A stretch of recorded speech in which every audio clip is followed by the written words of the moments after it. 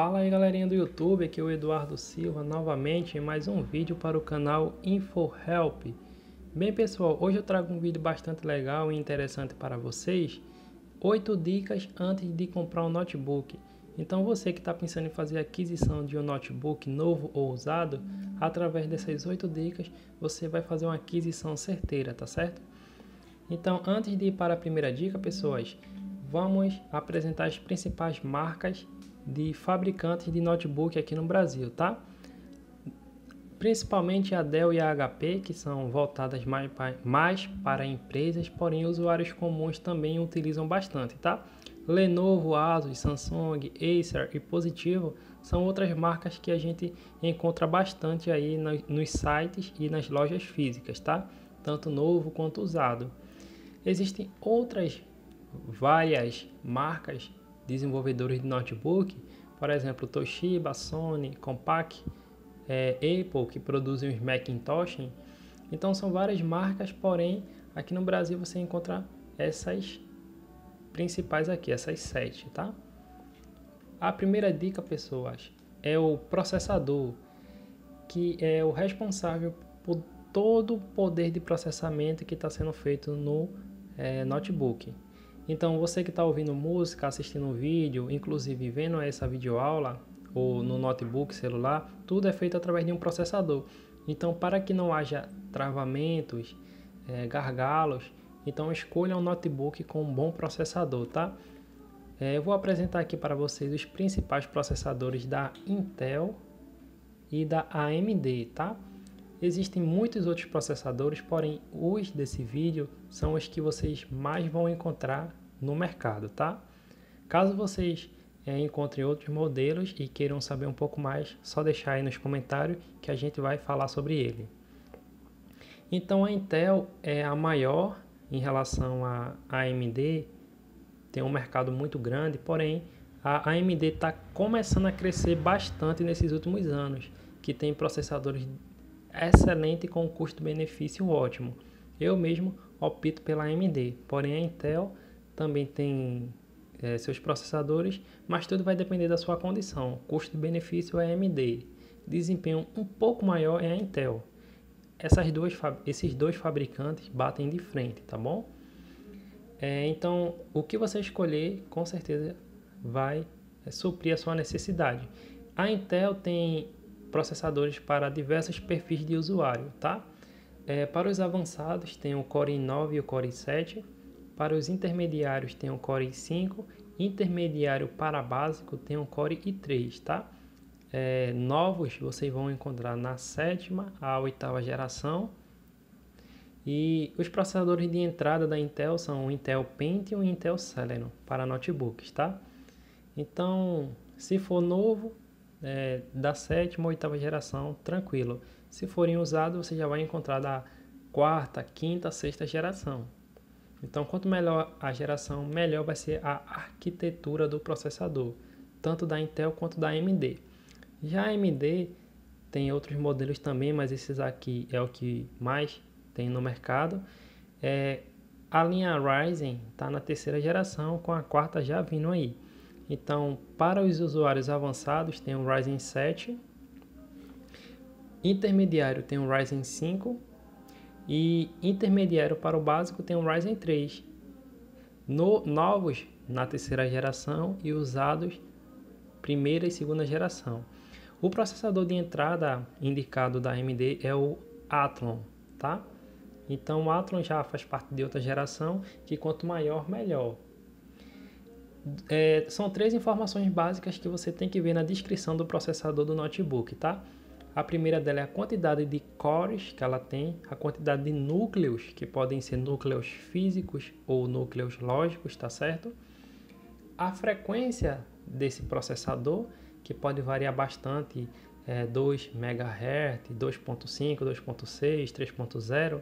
Nesse exemplo aqui, é um processador que tem uma frequência entre 2.6 até 3.5 no turbo, que é como se fosse um overclock, porém não afeta o processador, porque é tudo automático, que é uma tecnologia da Intel.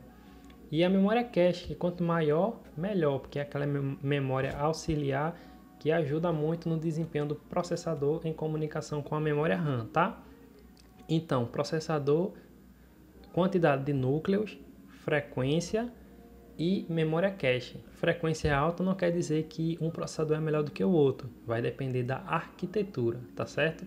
Tanto da Intel quanto da AMD funciona dessa forma. Segunda dica, bateria, que é o mais importante para o notebook, que é um dispositivo móvel que você leva para todo canto e você não é refém de tomada. Então, para você não virar um refém da tomada propriamente dito, você tem que adquirir um notebook com uma bateria boa, com componentes de qualidade na bateria. Tudo isso vem na descrição da própria bateria no site ou com quem você está comprando.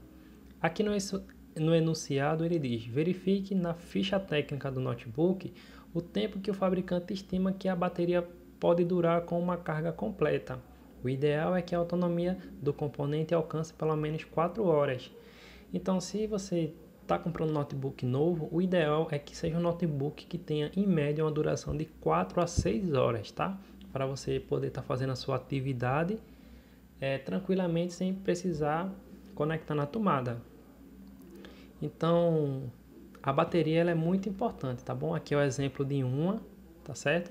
Baterias atuais, você pode mexer tranquilamente conectado na tomada, tá? Porque quando completa a carga, automaticamente o sistema da bateria para de receber a carga e passa aí diretamente para o hardware do notebook. Então você vai continuar mexendo sem prejudicar a bateria, tá bom? Terceira dica, memória RAM, que é muito importante também, que é a memória principal do computador, que se comunica com o processador, tá? Então, atualmente está na DDR4, tem tecnologias mais avançadas, mas a DDR4 é a que mais está vigente aí no mercado ainda, tá bom? Que tem várias frequências, e quanto maior a frequência, melhor, como eu vou falar aqui. Em relação à memória, você vai olhar 3 pontos principais, que é o tamanho, que tem que ser de 4 GB ou mais para não ter travamentos, e a frequência, que quanto maior, melhor, como eu já tinha dito, e a latência, que é o tempo de resposta entre a comunicação do processador com a memória. Então, quanto menor a latência, melhor vai ser o desempenho da sua memória RAM, tá certo? Refrisando, DDR4 ou superior, 4 GB ou mais, frequência alta, latência baixa. Quarta dica. Aqui é um exemplo de uma memória RAM de notebook, tá? Com chipzinho. A quarta dica é o armazenamento, que pode ser HD, SSD ou M2, tá? Eu vou exemplificar aqui. O HD, tem mais poder de armazenamento, porém ele consome mais energia e é mais lento. Já o SSD é um pouquinho mais caro, por causa desses chips aqui, a NAND Flash Memory, memória flash, NAND, que a fabricação é muito difícil e é muito caro, por isso que os SSD tem pouco armazenamento, tá? Normalmente 240, 500 GB é o que vocês mais vão encontrar. Então, se você quiser um notebook mais robusto, SSD tem tecnologias mais rápidas, tá bom? E por não ter um disco magnético, é bem mais rápido a troca de informações no SSD. E tem um outro tipo que é um M2, que é como se fosse uma memória RAM, porém é uma espécie de SSD em forma de placa, que se o notebook tiver o compartimento correto, o encaixe certo com parafuso, tiver suporte a M2, você pode também estar aumentando o poder de armazenamento, o poder de armazenamento em si. E se o notebook já vir com M2, você pode comprar um M2 maior, caso você queira fazer um upgrade. Então, armazenamento, você vai optar por SSD ou M2. HD não tem a mesma qualidade dos outros dois, porém tem um desempenho bem satisfatório que vai suprir as suas necessidades também, tá? Vai tudo depender das suas condições. Quinta dica é a tela, que pode ser de 14, 15.6, 13.3, 11.6 polegadas, 17 ou mais. O que você vai olhar na tela é a a composição dela, tá? A tecnologia que ela foi desenvolvida e a resolução, que pode ser HD 1366 por 768 ou Full HD 1920 por 1080, que são as duas mais comuns. Tem a 4K, que são resoluções altíssimas de 3840 por 260 pixels, tá? Então, quanto maior a resolução, melhor é o desempenho da sua tela, tá certo? Sexto passo, aqui é um exemplo de um notebook com display, tá? Então esse display aqui, quanto melhor a resolução, mais definido vai ficar a imagem. Sexto passo, chip gráfico, GPU. Esse chip gráfico normalmente vem integrado no processador. Então a maioria dos processadores já vem com o chip integrado. Nesse exemplo aqui de arquitetura, tem um processador Intel com 4 cores, tá? Aqui é o cache, onde fica. Aqui é memória de controle, dispositivo de entrada e saída. E aqui é outros controladores de memória. E aqui é onde fica esse chip gráfico, que se o processador for Intel, vai ser HD Graphics. Quanto mais avançado o HD Graphics, mais desempenho gráfico vai ter. Por exemplo, tem aqui o Ultra HD Graphics, ou Iris. Então esses dois aqui são mais avançados. E se for AMD, você vai encontrar chip gráfico Radeon Vega. Então, quanto melhor a versão do Radeon Vega, mais processamento gráfico o seu notebook vai ter.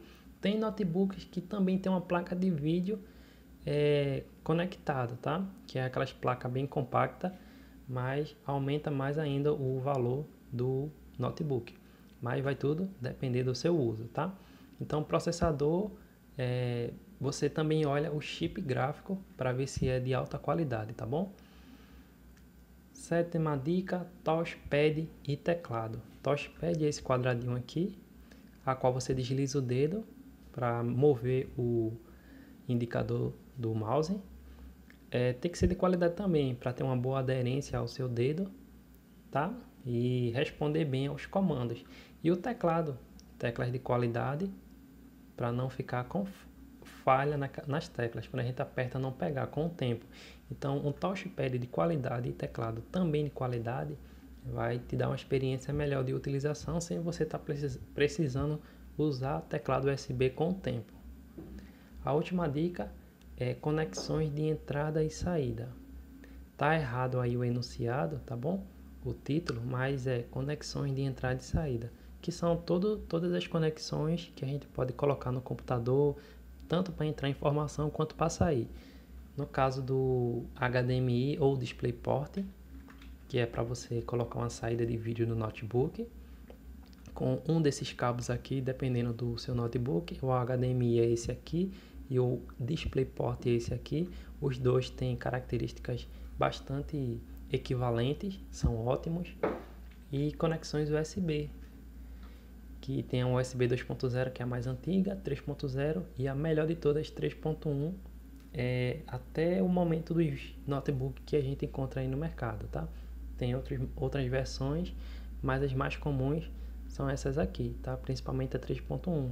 Aqui é um exemplo, tá? Do conector USB.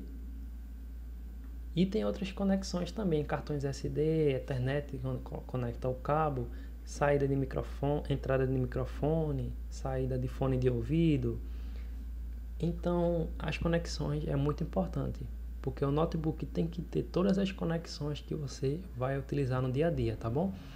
Então, pessoal, ficamos por aqui. Esse é o vídeo, tá? Com essas 8 dicas. Espero que vocês tenham gostado.